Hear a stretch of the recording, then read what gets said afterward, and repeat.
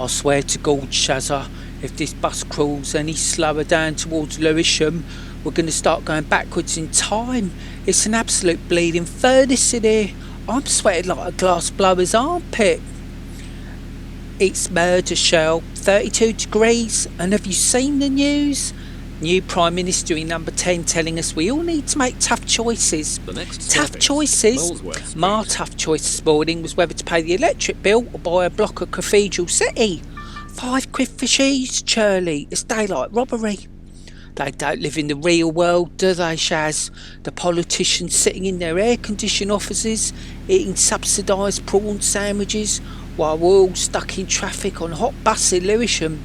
And don't get me started on the state of the high street here. It's like a war zone down there.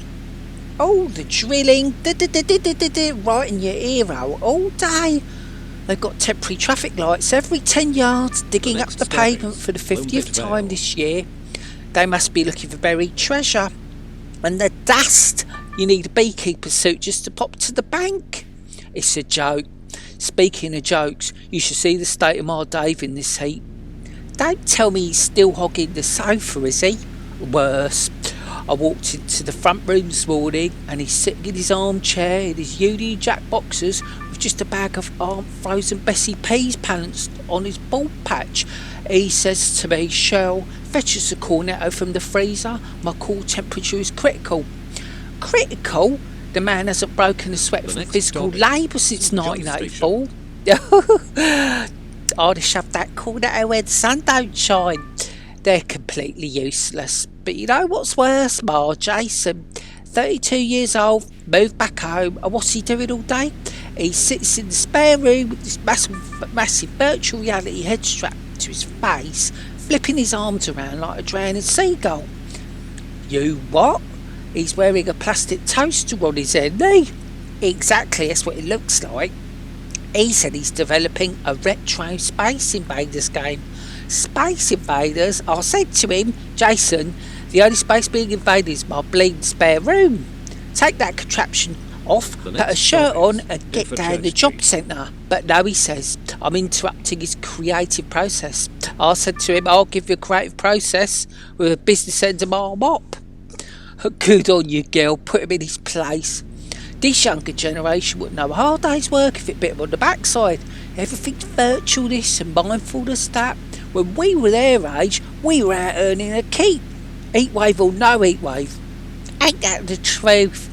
Listen, when we finally get off this bus, we need to cool down before my blood pressure goes through the roof. I say we make a beeline straight for Marks and Sparks.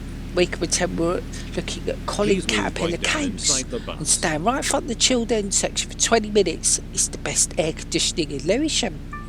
Oh, that sounds like Evans, Shazza. Maybe grab a nice iced coffee from the food hall. Wait, Shirley, I'll bleed now. Me brain's melted in this heat. We can't go to Marks and Sparks. Why not?